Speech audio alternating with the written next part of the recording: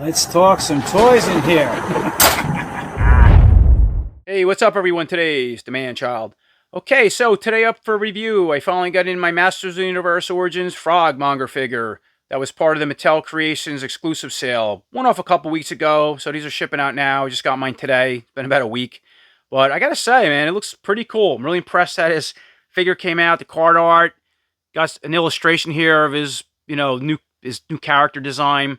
So if you're not familiar, pretty much Frogmonger, or where this character as a figure's design was inspired from, goes back to the 1982 vintage Castle Grayskull dungeon sticker. And if you can see in these images here, there was always little creatures and monsters hiding under the grate. And in the corner, you got this frog-like creature. So that's basically where his design came from. Now we got him in figure form. He was also teased on the updated art for the Masters of the Universe Origins Castle Grayskull accessory set, which was a really cool cover. That was, I think, a PowerCon exclusive, as you can see the image here. And he was teased once again on the Masters of the Universe Origins Battlefield Warriors 2-pack on the side. And I remember seeing that creature. I remember reviewing that. I go, oh, that's cool. You know, who's that? What's that? And Mattel did say one time, like, pay attention to these figures or some of the art, because you might see these in figure form down the road. And here we go. And here's a quick look at the mailer box. Frogmonger comes in. Got some cool pencil sketching art here, right? It's the front.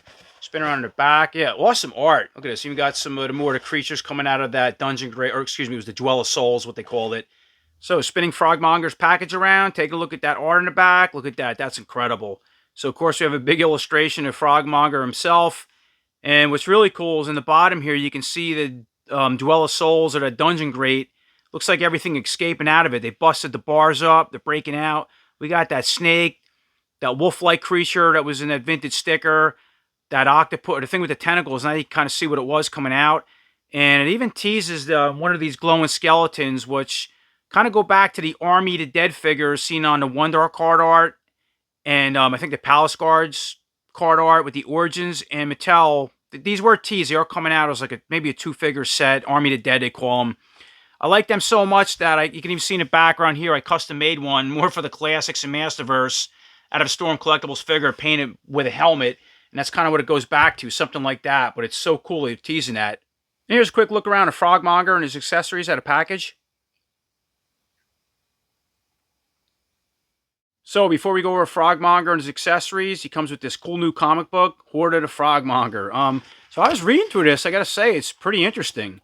They spent a lot of time and energy just coming up with a different story to introduce this figure in the Origins. And I think it came out pretty cool. Now you can pause and read it, check it out, right? There's this in that page. Pretty much he was like a prince, a corrupt prince that sold black magic to both the Snake Men, or both sides, good and bad. And at some point he was double-crossed, and they turned him into a frog from what I read. But check it out. Flip the next page. Yeah, a lot of cool stuff in here. Check it out. We got King Hiss, Serpent King Hiss sitting in the throne. Looks awesome. Down here, you got the typical Snake Man. You even got that vintage style look of King Hiss with the arms down. You can see Frogmonger there. I need to pause and read all that. Go to this page. And we got the Snake Troopers down in here. That's awesome. Now, these were also announced for Origins, I believe, and they're coming in a 2-pack. I think it's those guys later this year. So they do show those in a comic. Up to the next page. Wasn't read all that. Pretty cool. And they even have some 2000X teases here. We got, looks like Titus, 2000X Prince Adam. I don't know, Swiftwind or some kind of flying Pegasus. Some starships going over there. We got another big snake dragon or something like that. Pretty neat, right? Long comic, too. Usually some are really short. Put a lot of energy into this. And He-Man basically needs his help. They had to call him out of the Dwell of Souls for Castle Grayskull. So it seems like he's intended to be his own kind of character, not an army builder, as I thought you were supposed to do with this figure. And I guess you can. You do whatever you want, but it doesn't seem to show that in his comic book. It seems like he controls frogs and creatures, something like Beastman. And then here's the end page. Look at that. It's like, that almost goes back to New Adventures or something like that with these starships it reminds me of. And bringing in Frogmonger for a closer look. So, pretty cool head sculpt, I gotta say. I love the colors on this, too, the way this green's. Very unique from most of the newer Motu Origins figures. And I'm a sucker for green colors, like Whiplash, Cobra Khan, all those guys.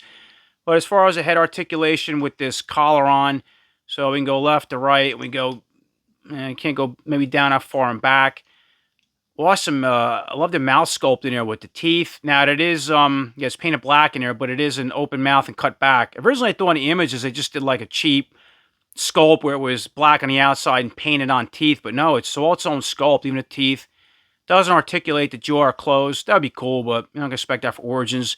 Got those big old reptile frog eyes. Really nice how they're in there, both sides, and way to paint, and the black inside there.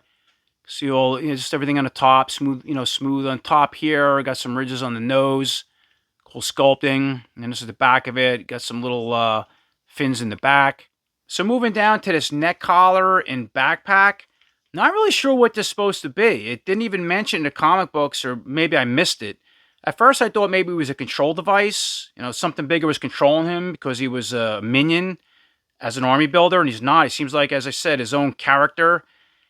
I thought maybe this was a booster pack or something to make him jump like a frogman, Or this was a communication device to communicate with the creatures and frogs that he's controlling. I think it's more like that. Or maybe an apparatus to help him breathe.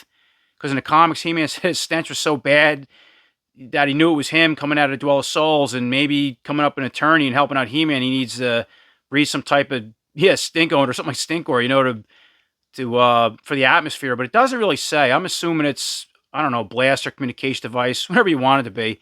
But anyway, so let's take the head off because we can remove that collar, right? So there's a ball peg, and then the whole piece comes off like this. So here's a closer look at it, that collar, right?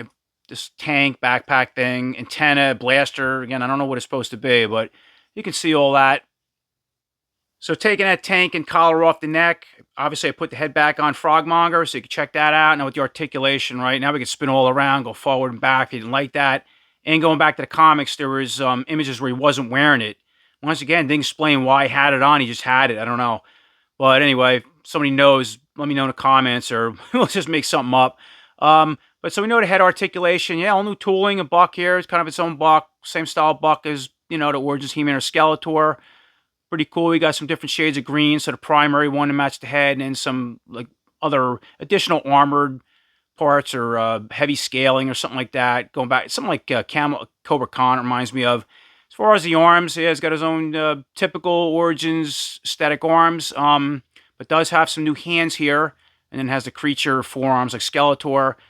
Got some yellow highlights here on the arms. You can see it on the legs too, which is cool. As far as the articulation, everything we already know, right? Up, we can go out, down, forward, back. You can only bend this far at the elbow, straighten it out.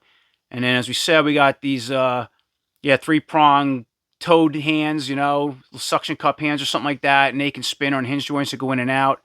And both sides are exactly the same, and they're sculpted really small to get like a sword or the weapon he comes within. So moving down to the waist, we have a typical Origin style belt and loincloth, bright yellow, and of course the loincloth's in purple. We know we can spin at the waist. You can also break apart the waist for customs. So can the arms too. They can pop out where, once in a while I get Origins figure like Roboto or something rare where the arms can't come out, or I couldn't take him out, but his does. If you're curious, and as far as now my waist is really loose. As far as the articulation, go all the way out like that with a split. Mine stuck about that far forward with the leg, go back, bend up at the knee, can spin at the boot or this creature foot here, and he does have some fins sculpted on, which is different from most of these. Has a typical Skeletor style foot too, and go down, all the way down, up, rock side to side. And the legs got these cool frog or toad or reptile spots here, painted yellow, as I mentioned earlier, like the arms.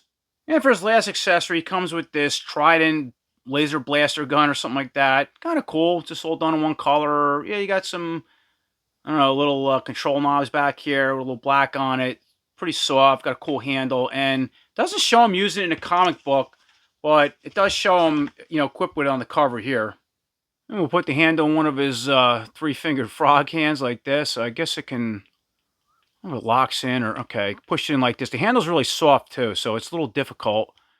There's a quick look with Frogmonger with his blaster in hand, and I put that neck collar and tank back on. Just, I think it looks cool on him. I don't know. Gives him some type of armor, whatever it's supposed to be. So you can check that out. And the pistol can work in either side of those three-fingered toad hands, just because they're sculpted exactly the same. So overall, I really like this new Masters of the Universe Origins Frogmonger figure. I think it was a good idea for Mattel to just take something going back to the vintage days of these Dwell of Souls, and he was that one of the dwelling creatures under there, and now he's his own character.